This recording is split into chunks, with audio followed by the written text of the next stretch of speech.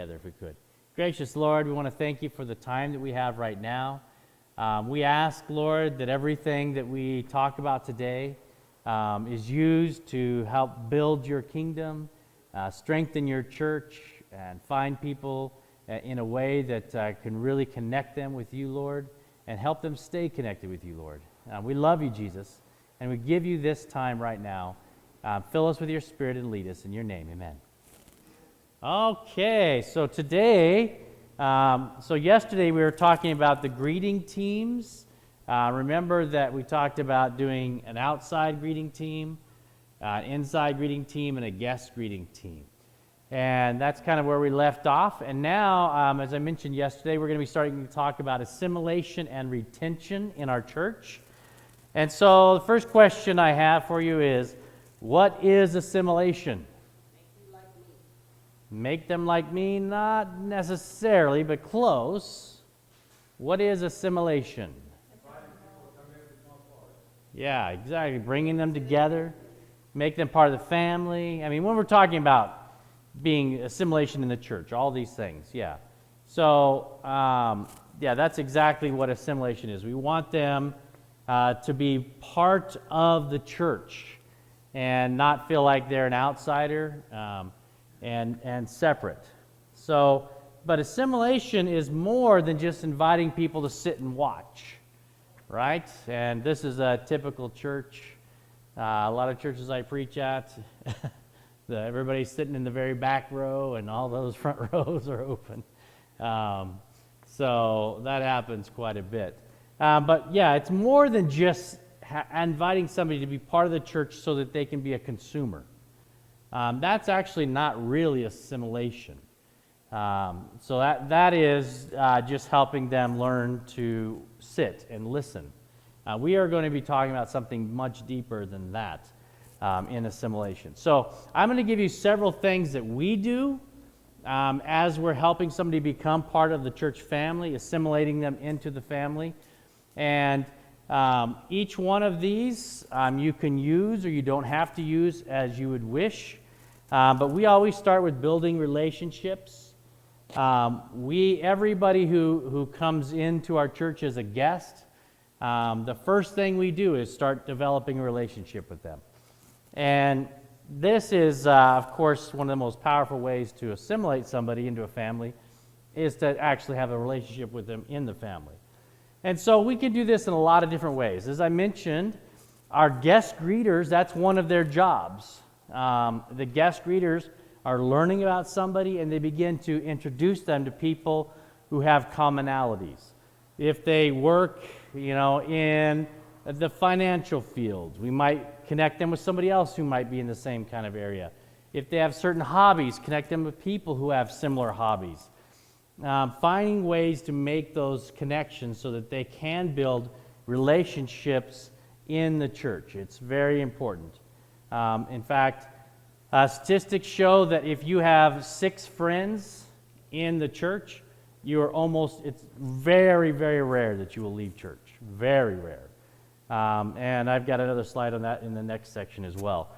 So building relationships is the first and very, very important part of bringing them into the family of Christ. Second is we find them a place to serve. And again, it doesn't matter to me what their faith background is. I don't care if they're atheists. I've had atheists who are helping me in ministries. I've had Muslims. I've had Buddhists. I've had people who are Catholic, had people who had no idea what they were. It doesn't matter. We want to find them a place to serve. Again, these are usually very entry-level service jobs. You're not going to invite them to be a Sabbath school teacher typically. You're not going to invite them to be, to do the sermon, those types of things. But you do want to invite them to help with the basic things that we can do in a church that isn't really a spiritual component type ministry. So give me an idea of what are some ministries you have in your church that maybe somebody can do that would fit into this category?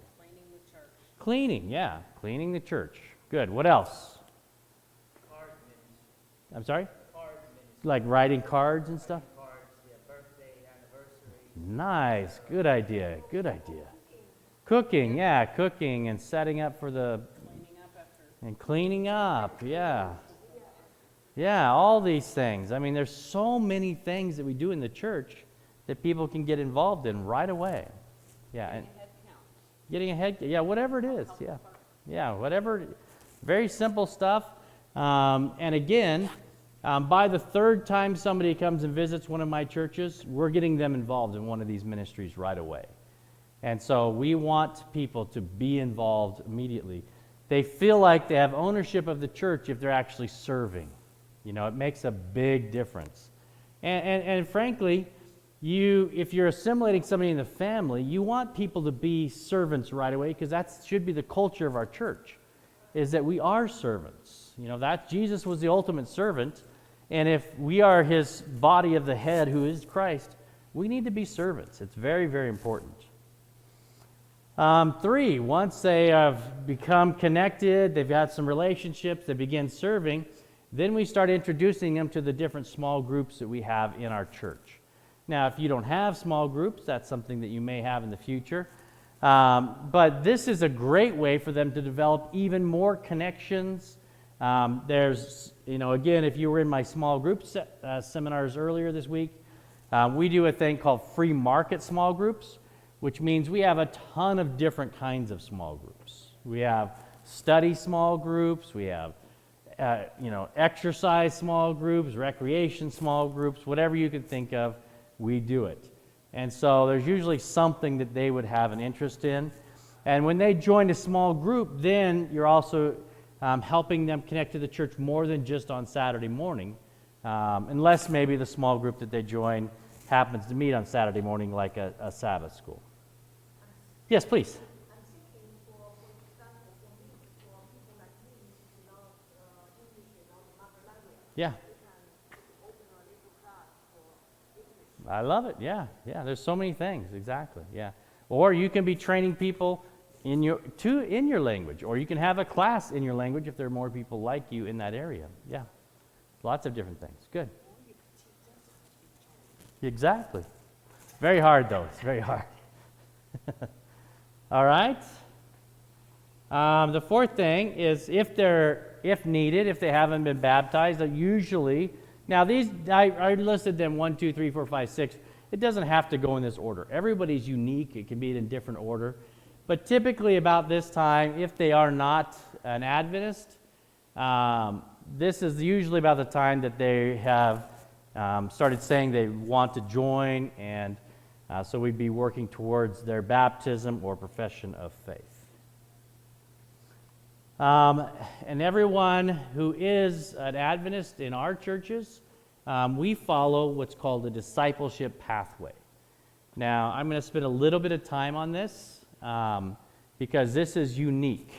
And we don't have a lot of this happening in our churches. So a discipleship pathway is not a program, but it is a process to help people grow into disciples. So, give me a definition of a disciple. What's a disciple? Yeah, that's what everybody says. Is that really what a disciple is? Okay, yeah, that's good, excellent. Teaches others to become disciples. Teaches others to become disciples, good. Yes? Yeah, can mentor them in. Yeah. Duplicating, yeah. You notice how many definitions we're throwing out already? You know why that is? Because we don't have a definition for discipleship. And isn't that sad when Jesus said, go make disciples of all nations? But the Adventist church doesn't have a definition of discipleship. It doesn't have a process to follow to make disciples. Let me give you an example of how I see this. Let's say you're a big sports fan. What's the big sports that people watch in West Virginia? WVU. I'm sorry? WVU. Football. Okay, football. WVU football. All right, let's say you're a big fan of WVU football, but they have the game on the Sabbath, so you're not watching it, but you have a friend who's not an Adventist. You know they watched it, you stop by their house that evening, and you're coming in, and you're like, tell me, what happened? How'd the game go? And they're like, oh, you would not believe it. It was amazing. The grass was greener than I ever saw it. You're like, what? No. Tell me, I want to know what happened in the game. Oh, in the game. Oh, it was crazy. I tell you what, the coach, when he took his cap off, I swear he had the shortest haircut I've ever seen on him. You're like confused, right? Because when you say, tell me about the game, what are you looking for? Yeah, what's the score? Did we win? Did we lose? Tell me about the game. And then I could just see Jesus coming to our churches. And the same Jesus who said, go make disciples of all nations. Knocking on the door and saying, tell me how you're doing. Oh, Jesus, you're not going to believe it. Our tithe is up 5% this year. Jesus is like, what? That's not what I'm asking. Oh, Jesus, our attendance is up. We got a new family who joined us. What? Jesus, Sabbath school, our Sabbath school went really well. Jesus is saying, no. What is he looking for? How many disciples do you have? Are you discipling people? But if we don't even know what a disciple is, how do we know if we're making disciples? If he says, go make disciples, and we have no definition of discipleship, we have no process of making disciples, then how in the world can we come to Jesus and say, we're doing exactly what you asked us to do? Because it's more than a follower. You know, of course a disciple follows, and that's what we hear often. A disciple is a follower. But did Jesus just make followers? No. Yeah. And these people, we became leaders. They changed the world, right? He invested in them so that they would invest in the world. And so what we have to do as churches is take some time, and this is really, really important. Take some time and learn what a disciple is. Now, everybody should come up with basically their own definition, but typically this is what we find. One, disciples are mission-minded people. They know that they're called to be on mission. And that word go means wherever we go, we are supposed to be making disciples. So, mission-minded people. If you're on mission, that means you're a servant to people. That means that you care about people. That also means this, and this is going to be very hard. Okay, everybody hold on to your heads real quick, because I'm about to blow your minds, and I don't want your skulls to go everywhere, right? So here we go. The church is not for you. Did you know that? Yep. The church is not for you. And so, if you are making disciples, we have what we call the next person culture. That we design our churches for the next person who walks in the door who does not know Jesus. But is that really how our churches are designed? No. They're designed to make our members happy. We do music the way they like. We do ministries the way they want. We do things to serve their needs. And that's what we do. We make church for us. But the Bible is very clear that Jesus is the head and we are the what? The body is the church. He also says that we are the living stones making up this temple. We are church. The church isn't for us. Once we say yes to Jesus, the church no longer is for us. It is us. And if it is us, if we are the body and he is the head, what did Jesus say his mission statement was? Seek to seek and save the lost. You know, I've never had somebody, you get a pound for that one. I've never had anybody get that right. That's right. That is Jesus' mission statement. I've come to seek and save the lost. That is his mission statement. If that was Jesus' mission statement, isn't it the church's mission statement too? And so the church should be designed to seek, which is outside the walls, to help save those people who don't know him. And so when we are creating discipleship pathway, we need to make sure that we're helping people become mission-minded, that they understand these things. One of the things we also found is that disciples want to grow.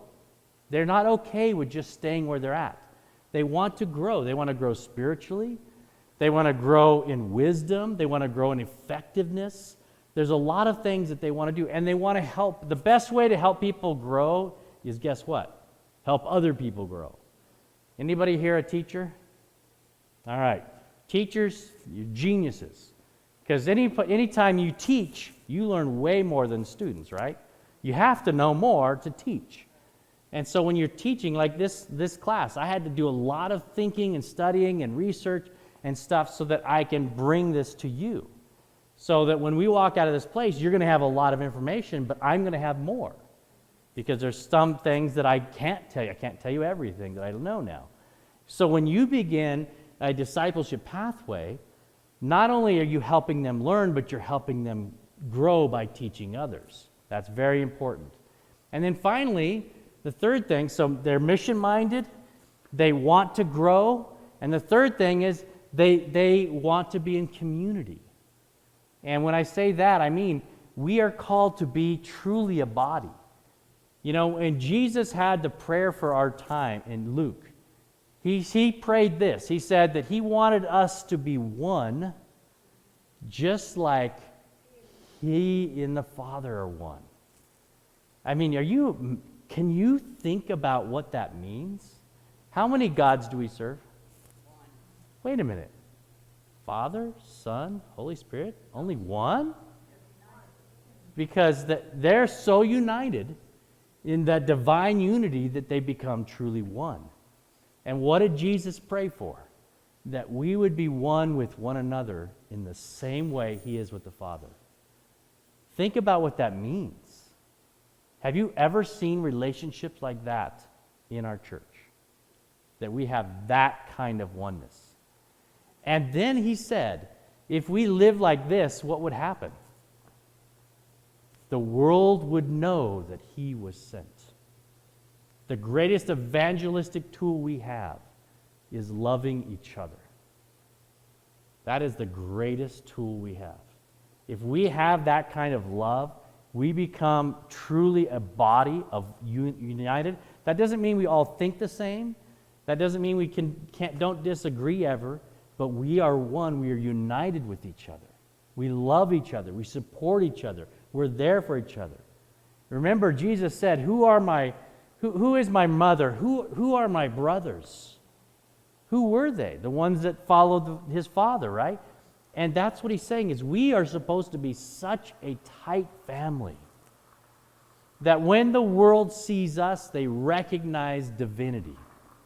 They know that Jesus has done something in this body that's so powerful and that they cannot deny that Jesus was sent from God. They cannot deny it. It's that powerful. So that oneness, and I'm telling you right now, Satan is rejoicing because churches are starting to get ripped apart, right? Over politics, over masks, over stupid things that have nothing to do with spirituality. It's okay to disagree, but why would we separate each other? Why would we yell at each other? Why would we have these arguments? I mean, I can't even imagine having a church like that. This is honestly one of the reasons I church plant. I plant churches because I will never allow this to happen in my church. And so in 25 years of planting churches, I have not once had an argument like that, ever. It makes no sense. But that's because we create the culture of unity. And it's amazing when you do that. Now, in your existing church, how do you do that? Well, you start with you. You start living that. Start becoming a disciple of that type of person where you really want to live in community with other people. All you have to do is begin to read the Gospels and the book of Acts, and you can see what it looks like to be made a disciple and start doing those things. And then start investing in others and help them become that way too. So that's very important. When you're assimilating somebody into your church, help them become a disciple. It's a powerful way to help them become not just your part of your church family, but part of the worldwide family of God. All right? And then number 6, we have something we call the impact team. You don't have to do this one. I left it for last. And so what an impact team is this. In our churches, we want to serve the community, right? We all talk about that, serving the community.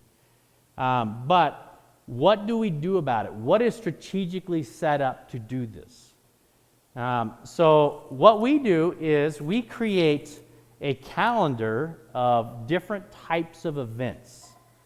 And we do something every other week for the community. Let me give you some examples of what we do. We might have, maybe there's a parade going on, or maybe there's a county fair, or something small.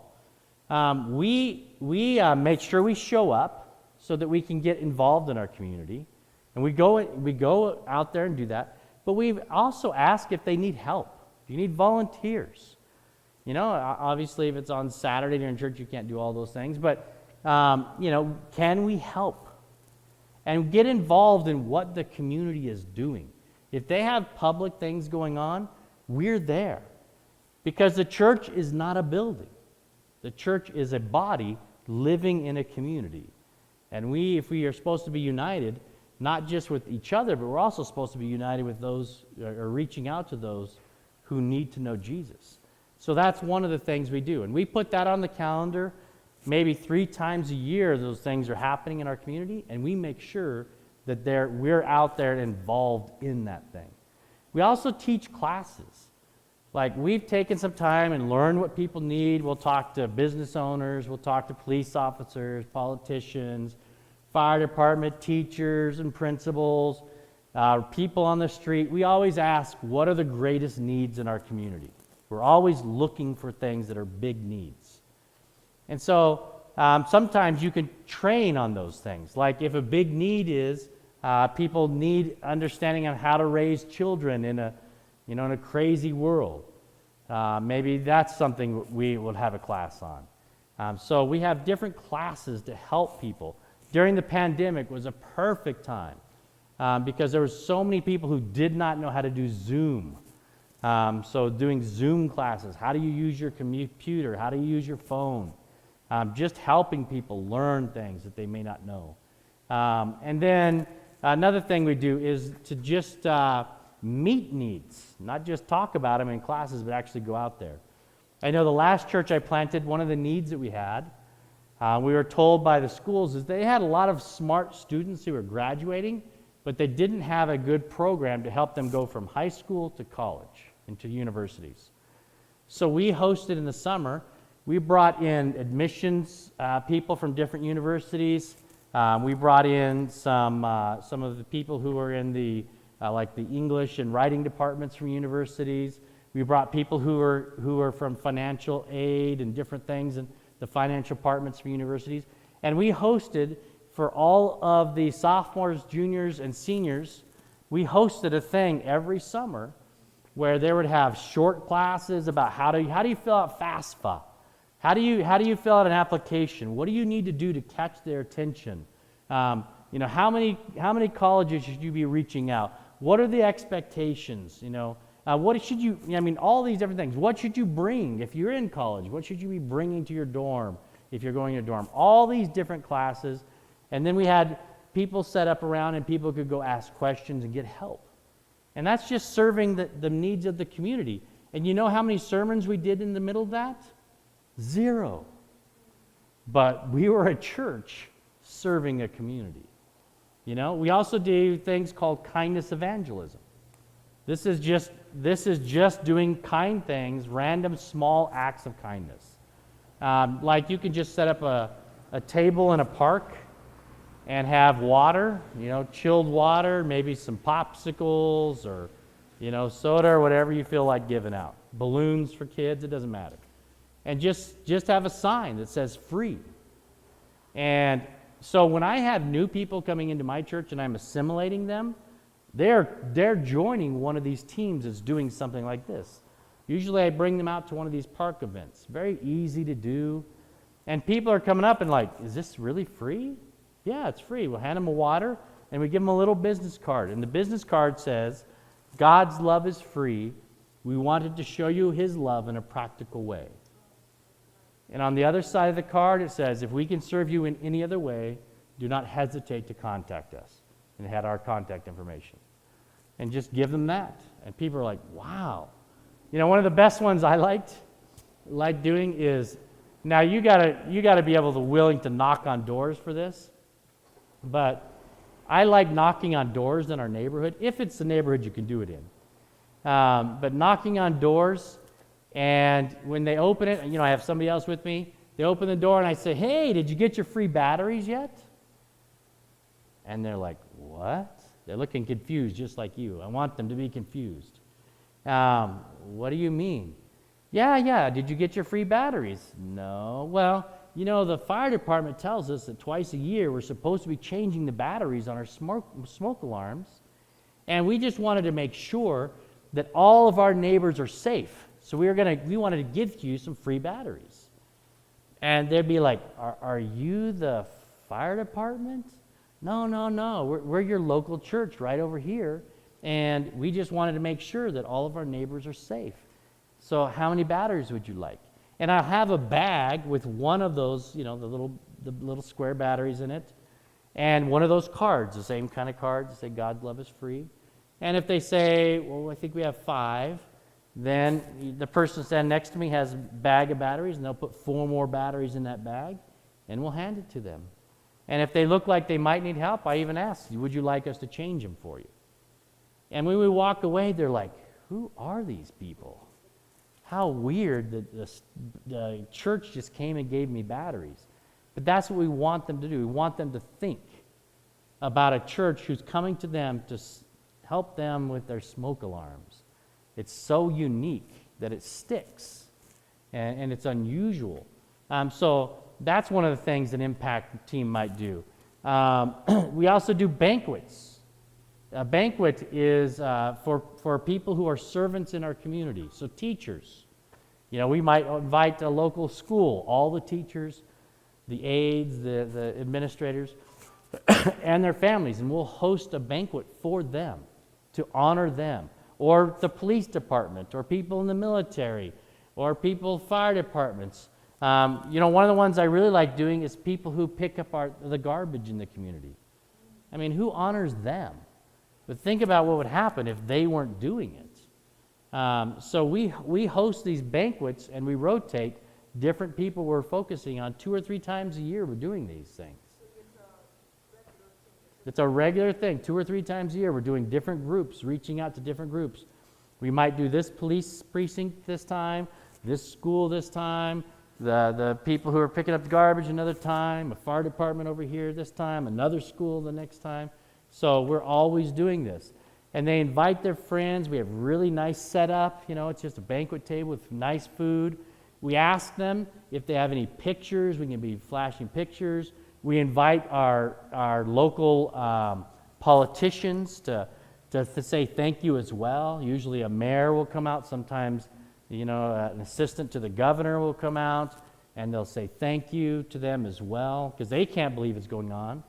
And these things make a huge impact. And when people are starting to think about God, guess who they're going to start reaching out to? They're going to be reaching out to the people who cared enough to honor who they are. And it makes a big difference. We get a nice looking plaque that they can hang up, and we just make a big deal about them. You know, there's other things we do, of course, regular reaping events too, but we don't do reaping events if we don't do everything else. We do everything else, and we make a connection. Then when people see that we're doing a reaping event, they know us. They're building relationships with us. They heard us. They have good thoughts about us.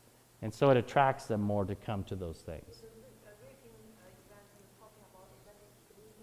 Yeah, like any type of Adventist meetings. It can be a revelation thing or something about Jesus. It can be, you know, 3 days long, or it can be 3 weeks long, something like that, yeah.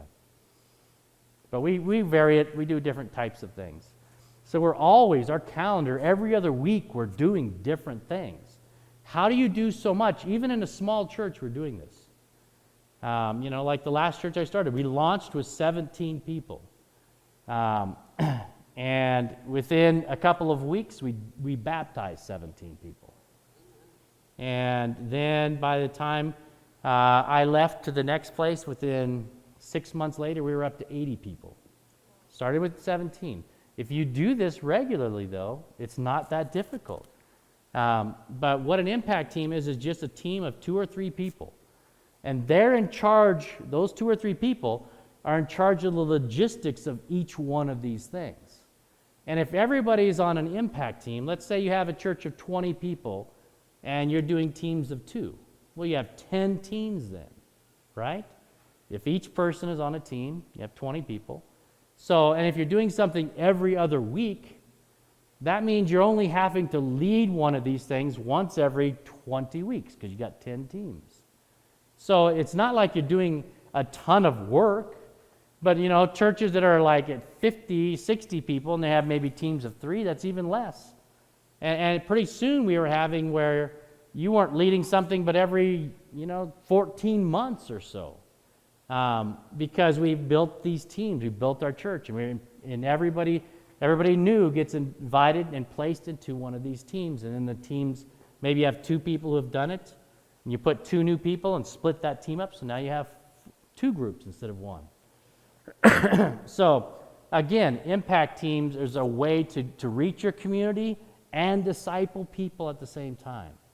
And again, a lot of what we're teaching you is very strategic ways of discipling somebody, but it also is an incredible way of evangelizing your community. It really, really helps. The best way to grow somebody is to help, again, use them to serve others and help them grow. All right, any feedback or questions on assimilation? Please. The website that you had at the bottom of the screen, the planting67.com. Yeah, Planting, so that's coming out this next month. It's a video podcast. Myself and Pastor Boyan Levtrov. And it has short things, medium things, and long things training. A lot of it's church planting, but a lot of it is this stuff too. Yeah. Good. Please. This one? Okay. No problem. All right, any other questions? I mean, there's a lot of stuff I just gave you. Yeah. Are you really confident doing things like this, or can you bring people all over the United States doing this kind of thing? So my big training isn't this stuff, actually. This is just stuff I do in my churches. My big training is to train people how to start new churches. So I don't spend a lot of time. In fact, honestly, I've never done this presentation ever. This is the first time I've ever done this. But your conference asked me to do something on greeting and assimilation, so I said, no problem, because we have high-level greeting and assimilation. I will just tell you, the reason I like the church plant is because I don't have to fight the culture of the current church. I can start from scratch and say, you know what, this doesn't work. We are going to do it this way. And people are all right with that when you're in a new church. When you're trying to do that in an existing church, sometimes you run into resistance. Not always. Some churches are very healthy and they want to do that. I just don't want to take the time to do that. I'm just lazy. I'd rather plant a church. It's much easier for me to plant a church. And what happens is, when I start a new church in a community that does all these things, then the other churches in the area start saying, how are you doing this? What are you doing different? Why is it that you have young adults coming from all over? Hundreds of young adults coming to what you're doing, and we can't even keep any of ours. How are you greeting people, and people talk about it when they come back? What are you doing? So we just make sure that every single thing we do with excellence and with purpose. And so we basically took everything that happens in the church and rewrote it to make it. Now, some things are great. They work great.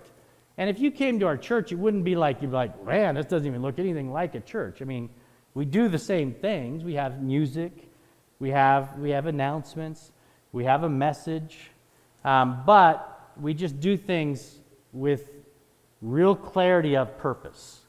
Why are we doing this? How are we going to do this? And so things like our sermons, we plan those a year in advance. We know what we're preaching a year in advance. Why? Because we want to plan the service out as far as we can.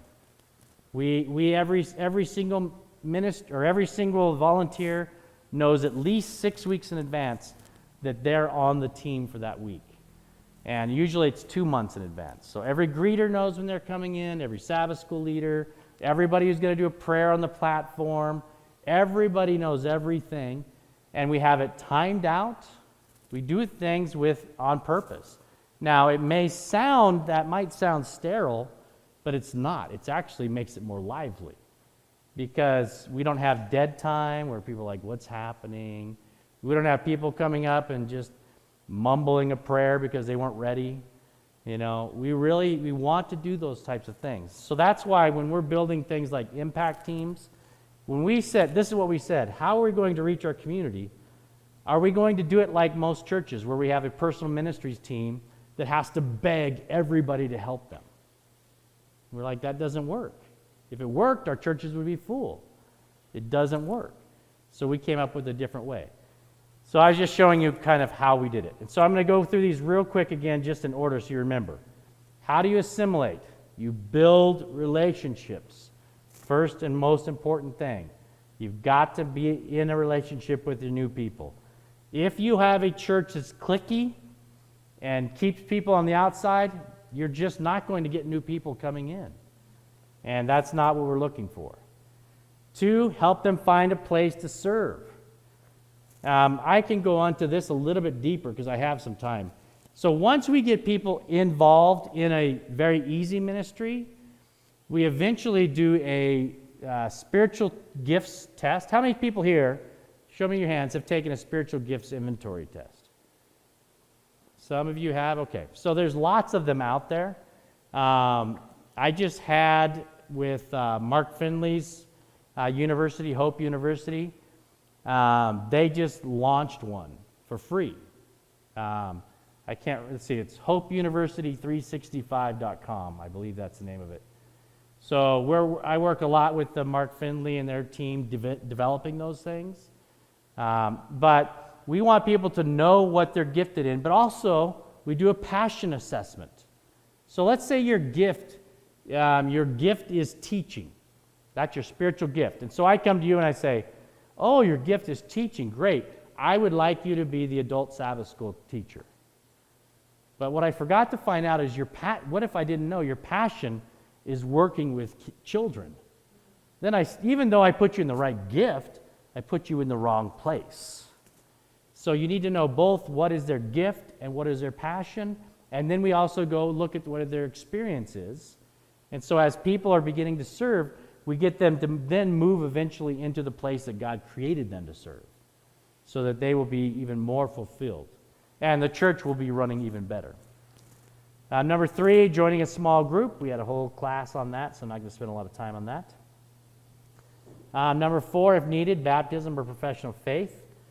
And again, everybody's different. Not everybody who's coming to your church needs this because you do have new Adventists coming. Maybe they moved into town.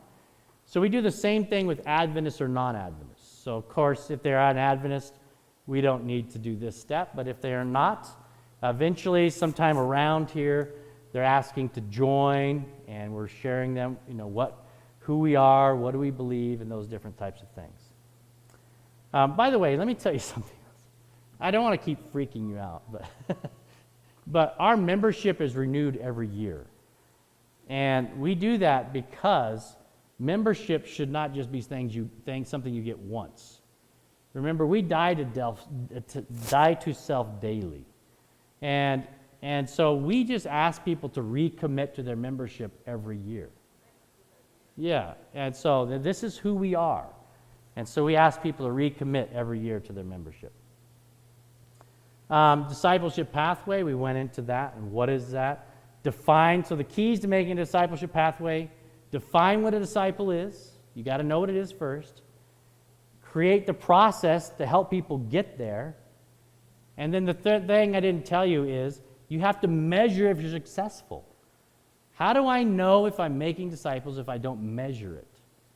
And so what we do is every 6 months, every one of our members takes an assessment, a self-assessment. It's 32 questions, and it goes from the very basics, like I believe in God, and they score themselves 0 to 5. 0 never, 5 always. Yes, most people are putting 5 on that. And it just keeps going up to, they start to serve, they start to give, they start to share with others. Number 32 is, I train others to make movements that change the world. Well, Jesus did that, so, I have never had anybody put a 5 on that one. But no matter where they are on that scale, the first one we come to where they have a 2 or lower, then we help them for the next 6 months in that area so that they can grow as a disciple. And then plus we know what's going on in our church that way too. And then impact teams. Again, teams of 2 to 3 that are helping make an impact in your community. All right, any questions at all? Yes?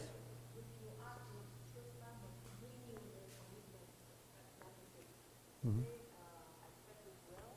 Oh yeah, because it's normal in our culture. Because we started that way as a church, that's how it's easy. But again, when I do a church, it's usually about 20 to 30% start out as Adventists, the rest are not. And so when they're coming in, they've never experienced it before. They don't know that what we're doing is so different. It's not until they move. When somebody moves, I get these phone calls all the time. Where's the Adventist churches that are like yours? I'm like, you know what? That's why we trained you to plant a church, so that you can make one in that area that's like ours. Like us, we never do that. You think that people will... Yeah, that's very hard in an existing church. But you might get there. Depends on how healthy your church is. But you might just do, let's look at what it means to be a member. Let's talk about it. And let's all recommit to this. Instead of saying you have to every year like we do. But you can just do it as a random thing, I actually am writing a book, and so the publisher doesn't want me to hand them out yet. But I'm writing the book. Yeah, so it hasn't come out. That's just one of the things I put in there, though. So, good question. Any other questions? All right, I'm going to continue then. Retention. What is retention? Basically, it's closing the back door of the church. We baptize a lot of people, and we lose a lot of people. And so we are actually seeing that in a lot of communities, anywhere from 60 to 80% of those people who call themselves Adventists never attend church. That most of the people who have been baptized are not in church today. And they still often call themselves Adventists. And so we want to make sure to close that door. What do I mean by closing that door? It's not forcing people to stay in. It's just we're leaving the door so wide open for people to go out now. We're doing so much that chases them out and sometimes. So how do we make sure that we don't let that door stay open? By the way, I will say this. There's been some studies done that up to a half of those people who are not attending Adventist church, who still see themselves as Adventist, half of those people said, if just one person would invite me back, I would come back. That's it. That's all that they're waiting for, is that one invitation. So those welcome back Sabbaths are so important. We need to do those in our churches. And I know the first time I go into an area, that's one of the first things I do is I ask the local churches, can I see who's not coming? And I go start talking to those people, and they're like, man, yeah, I want to come back. I want to be part of something. It's not hard. And so we want to make sure we're doing that. So I've got a couple of steps. And so these are basically kind of go with what we just talked about, assimilation, because these two things actually work very well. If you have a very good assimilation process, that's the best way to close the back door. People don't want to leave. But members who are involved and are growing rarely leave. So those who are involved in the church, they feel like they have ownership in the church, and they feel like they're growing. They're not stagnant. Those people rarely leave the church. They are excited about the church. They're getting fulfilled by the church. They have something to do in the church. And those people are not the ones that are typically leaving. Members who have built at least 6 friendships in the church rarely leave. It's a very, very, very tiny percentage if you have 6 friendships in the church. So that's one of the reasons small groups is so important. That's one of the reasons why we want to get people connected with others who have similar jobs or interests or stuff. We want people to build friendships, because when you have friendships, you feel like this is a place I want to be. And often people are leaving church because they have friendships somewhere else. And that replaces their friendships that they should have had at church. And so a lot of our young people, we think, why are they leaving? They don't have the connections like they're supposed to in our churches. They just don't, they're not getting involved. We have church boards that nobody who's young's on them. I mean, whatever the thing may be. But it's very, very important that members have friends. So one of the things that we do is we track members' attendance also. And so every single week, every one of our people is tracked. We want to know who's there and who's not. And it sounds kind of more ominous than it actually is. Because what we do is in our church, and you can do it however you want. You can have a piece of paper. I remember being in a church that had, 450 members, and they had a piece of paper, and they just checked off everybody who was there. And so they knew who wasn't. We're using a program that's a lot better for us, because we can build a report. It spits it out quickly, and I know exactly who hasn't been there. Very simple. And so I'm going to talk about that program here in a second. But we want to know every single person who's coming in. So what we have is we have a little stand with an iPad, and it'll be sitting here near our greeting stations. And the program we use is from Planning Center. Very simple, not expensive. And the person, usually the members, know exactly what to do.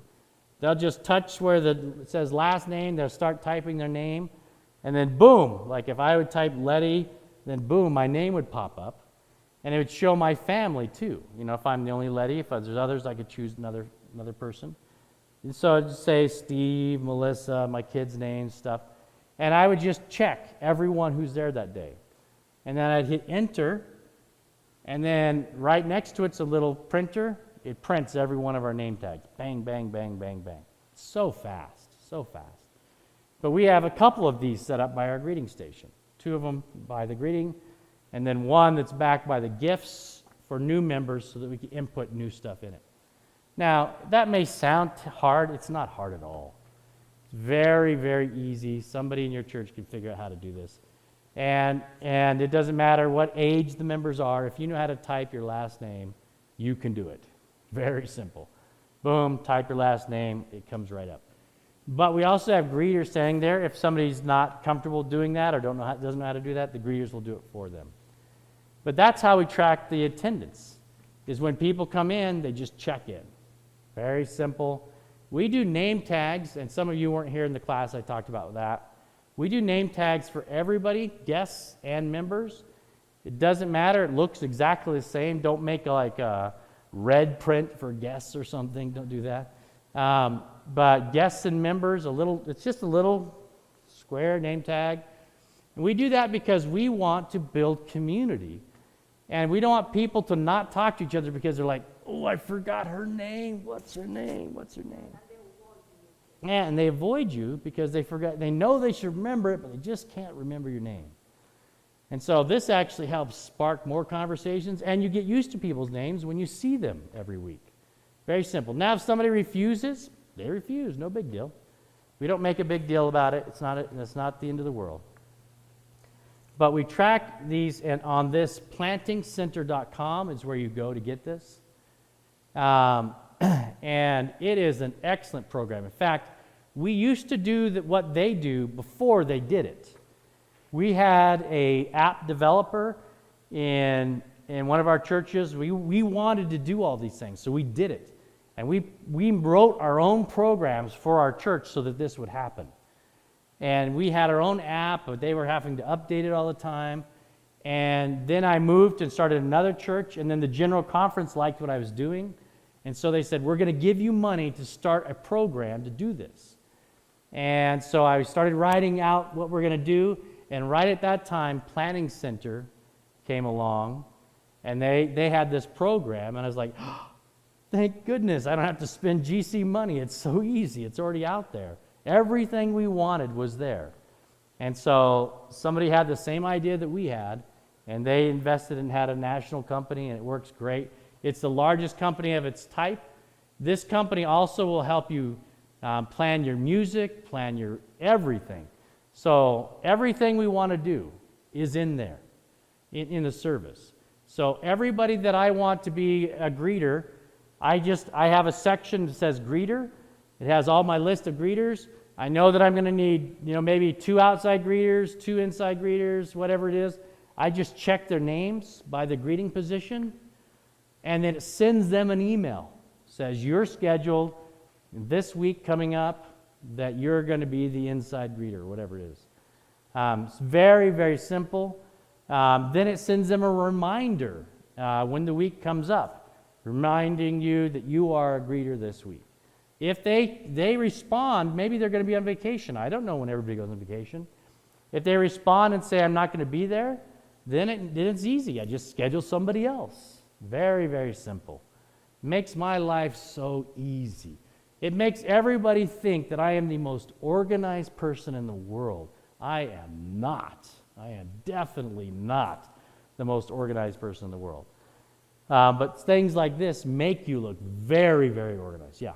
And do they work for like just communications? I've never used that for that. So Okay. there's a company called, it's an Adventist group called M77. It's out of Florida, M77, that is a communications platform. And I think it's m77.com.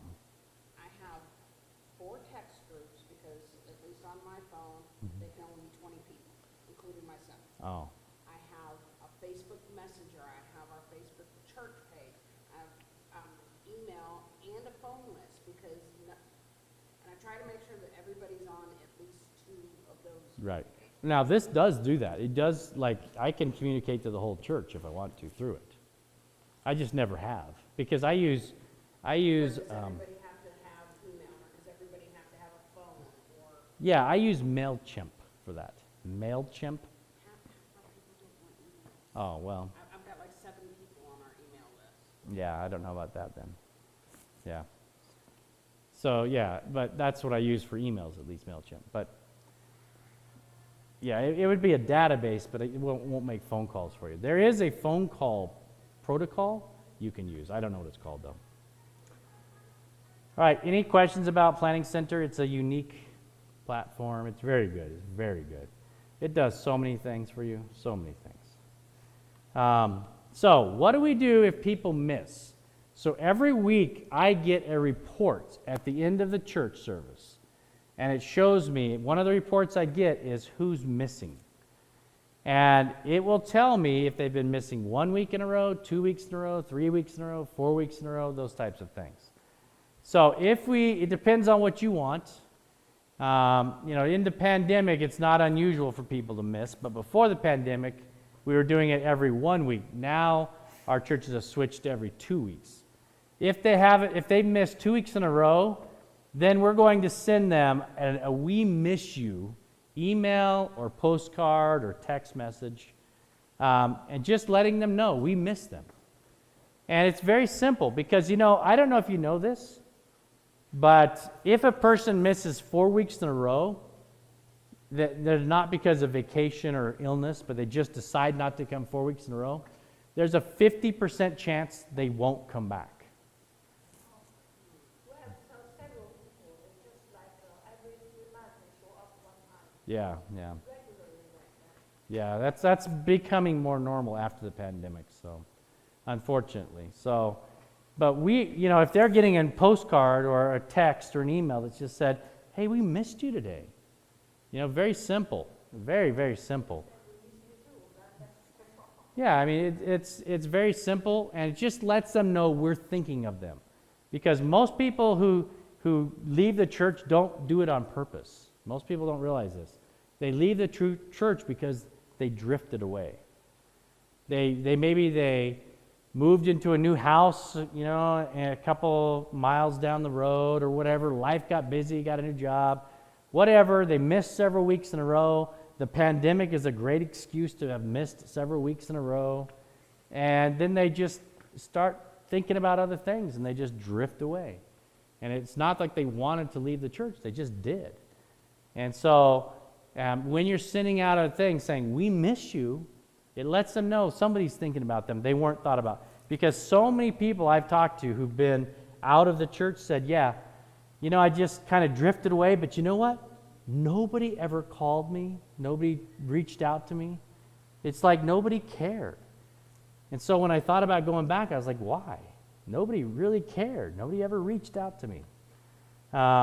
If they miss 3 weeks in a row, then they get a phone call. And so somebody calls them up and says, "Hey, sorry we missed you. We want to make sure you weren't sick. Have you been on vacation? Just want to make sure everything's okay." Very nice. We just missed you a lot. And you often find out, maybe they were sick. Maybe they had something going on, or maybe they just have been starting to drift. And that phone call really will help get them coming back. We've had so many people, when we make the phone call, we see them the next week. If they miss 4 in a row, then if it's not for a reason that we know about, let's say we've sent them the postcard or an email or a text, we've made the phone call but haven't been able to connect, and if it's 4 in a row and we don't know what's going on, then myself or an elder is going to go and we're going to have a visit with them just to see everything okay. Make sure that, because sometimes we run into, when I've done this, I found out that somebody said something bad to them, or they had something in their life that they're ashamed for. Maybe they're starting to get, maybe they got separated or something, and nobody knows about it, and they feel bad and they don't think they can come back to church. Different things like that happen. So it's important that they get visited if they miss 4 times or more. All right, any feedback on those ideas of closing the back door? Any questions? Planning Center Online? Okay. So Planning Center Online is a program run by Planning Center. And in fact, let me pop it open on my phone, because I haven't used it for a little while because I'm not pastoring anymore. It was just planningcenter.com, right? Yeah. I have it right here on my phone. Let's see where to go. Well, let's just do this. I'll just type it in here.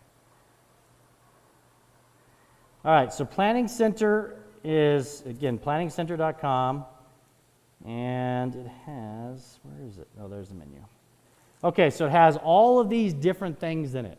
It will help you with your calendar. When you're doing check-ins, like I said, we have the check-ins on a computer, iPad. It has a thing called check-in. You don't have to do all these things. You can do some of them or not. You can do giving through that. No, you don't want to do that. We have our own platform for Adventists. It has groups, so it's a communications thing. It has people, so it's a database, can track your people. Publishing, you don't want. Registrations, that's also a good thing. So if you're doing any kind of event for the community, an evangelistic series, a cooking school, it actually has a registration thing where people can register through this as well. We've used that for every one of ours. It has services, as I talked to you about. Services helps you understand what or how you're going to do the service every week. And by the way, when you input, like these people are going to be, this is going to be a volunteer for this and this and this and this, it'll print out a sheet every week. And then you can have somebody with a sheet that knows everybody who's supposed to be there. There's also a sheet that the total order of service and the times that you want it to be in. Everything's in there. Music stand, I told you it does stuff with music as well. Church center, I've never heard of that. So I don't even know what that does. Maybe, let's see, church center.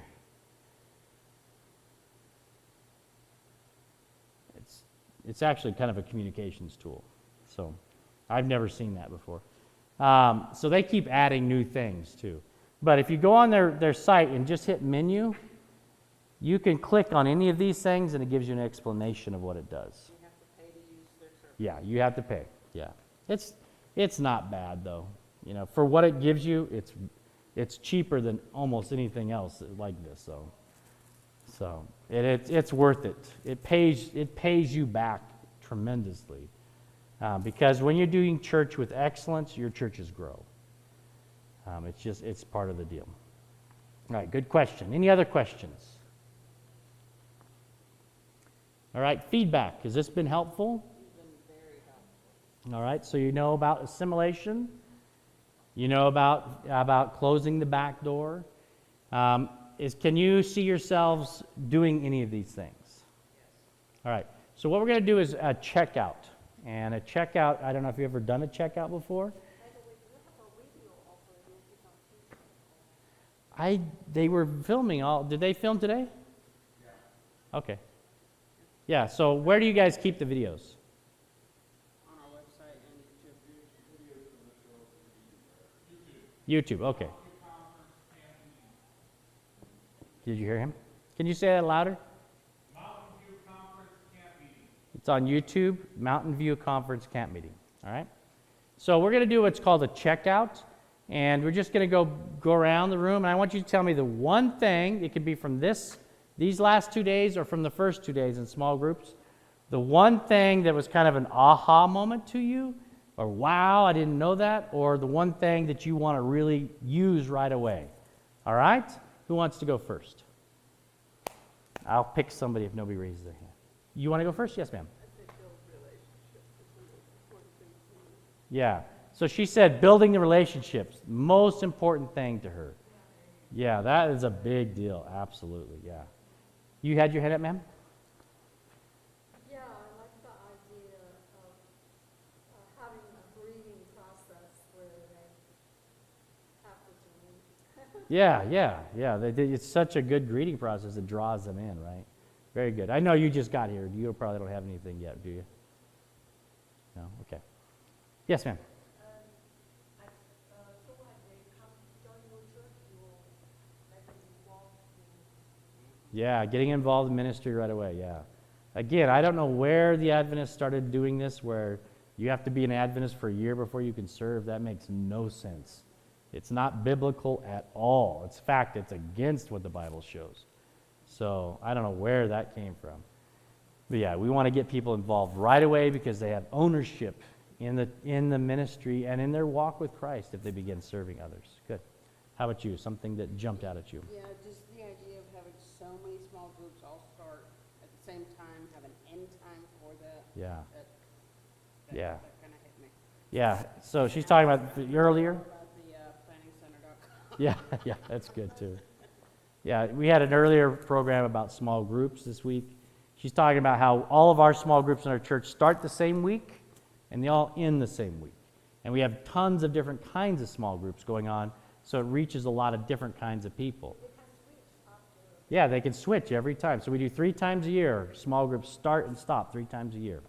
So they could do it 3 months of this, and then 3.5 months of that, and 3.5, whatever they want to do. Didn't she say you started with 27? 27 small groups the first time I tried it. Now again, we had a church. So this is a church I planted that 40 people, that I gathered 40 people to start it. We grew from 40 to 140. So when we launched, we had 140 in church. That's a decent sized church.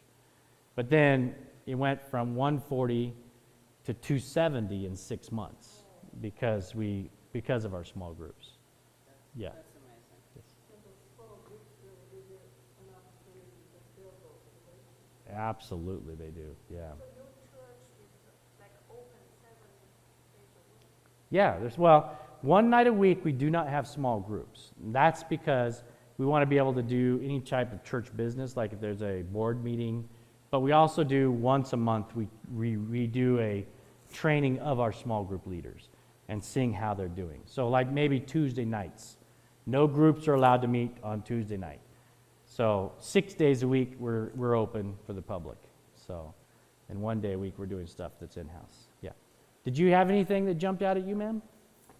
I just heard about it and just came in. No problem. I didn't even know this existed. Oh, yeah, it wasn't in the program. Sorry about that.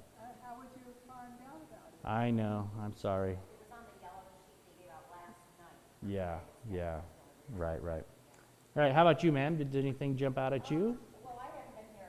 Right. Last weekend, it came back this weekend, so, but I like the idea of a visitor greeter. Like, Yeah. we have a little girl in our church, she's 15 years old. She actually, one of my students who invited us to church, that's how my husband and I got there. Oh, wow. And she is just a ray of light and loves Jesus. And Yeah.